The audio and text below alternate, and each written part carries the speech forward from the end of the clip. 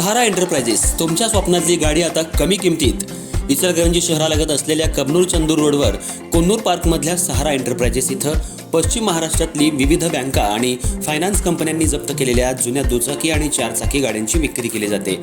Showroom किमतीपेक्षा 25 ते 50% कमी दरात, उत्तम स्थितीत आणि संपूर्ण कागदपत्रांसह त्वरित डिलिव्हरी. दुचाकी 20,000 पासून पुढं तर चारचाकी 50,000 पुढं. आपल्या पसंतीची कार किंवा बाईक आता अगदी परवडणाऱ्या दरात घेऊन जा. विश्वास, पारदर्शक व्यवहार आणि उत्तम सेवा हेच आमचं वैशिष्ट्य. पत्ता Konnur park, Kabnur Chandur road, Ichalkaranji. Proprietor Rajubhai Ajgar. संपर्क 8055810910 आणि 9860785786. सहारा एंटरप्राइजेस, दर्जा, विश्वास आणि बचत यांचं परिपूर्ण ठिकाण.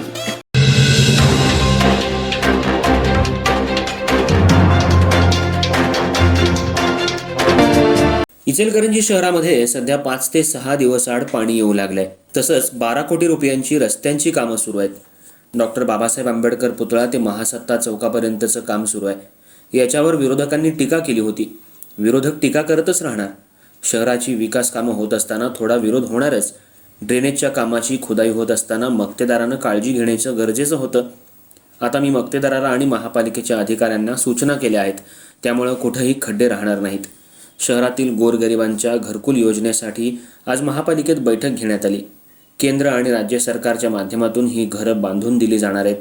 घरं कशा प्रकारची असावीत, कशी असावीत या संदर्भात आज खासदार, आमदार, महापालिकेचे आयुक्त, उपायुक्त यांची या संदर्भात बैठक पार पडली. लवकरच या संदर्भातला प्रस्ताव तयार करून चांगली घरं बांधून दिली जातील.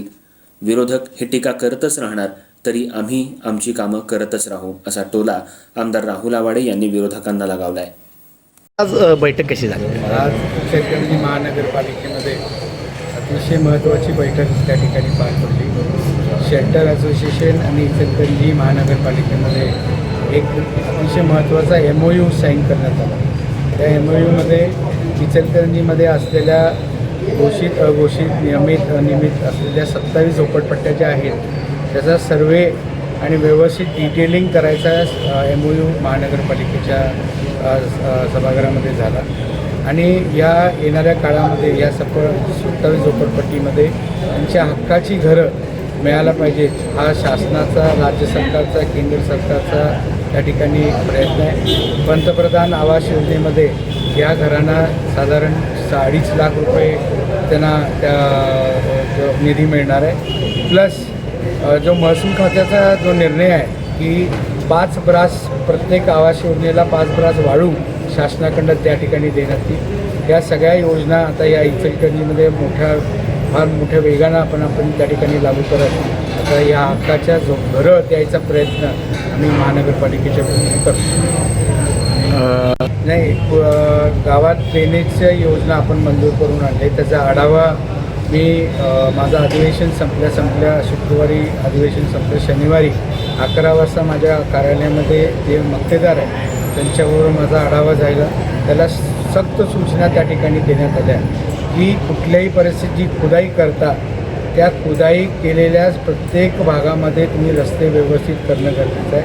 मी महानगरपालिकेलाही सूचना दिली की जोपर्यंत ते खुदाई केलेले जे रस्ते व्यवस्थित होत नाही तोपर्यंत पुढचं लाईन आऊट घेऊ नका. तोपर्यंत ज्या रस्त्याचं डिस्टॉर्शन होत नाही तोपर्यंत पुढचं लाईन आऊट न देता आहे ते केलेलं काम व्यवस्थित करायची सक्त सूचना महानगरपालिकेच्या वतीनं आणि मी स्वतः त्या ठिकाणी. नदीमध्ये पाणी असताना सुद्धा इचलकरंजीला 5 ते 6 दिवस पाणी आड येते, काय सांगाल? मग कालच फार मोठं लिकेज शिरडोनला त्या ठिकाणी झालं. काही तांत्रिक गोष्टीमुळं आपल्याला पाण्याची अडचण त्या ठिकाणी निर्माण होते. हे आपण त्या ठिकाणी समजून आपल्याला माहिती आहे, कल्पना आहे. परंतु जे माननीय प्रकाश आवाडे साहेबांनी कृष्णेतनं आपण जे पाणी आणलेलं त्याचं शेवटच्या टप्प्यातलं साधारण 6 ते 7% काम त्या ठिकाणी राहिले. जे साधारण जे सिटी इन हॉटेल आहे ते फिल्टर हाऊसपर्यंत तेवढीच पाईप टाकायची राहिले. तिथंपर्यंतची पाईप सगळी टेस्टिंग करून झाले, एअर टेस्टिंग, लिकेज टेस्टिंगसुद्धा करून झाले. ती एकदा पाईप पूर्ण चालू झाली तर पूर्ण डबल पंपनं आपण पाणी उपसा करू शकतो आणि इचलकरंजीला भागाभागामध्ये वेळेत पाणी पोचेल अशी व्यवस्था होईल.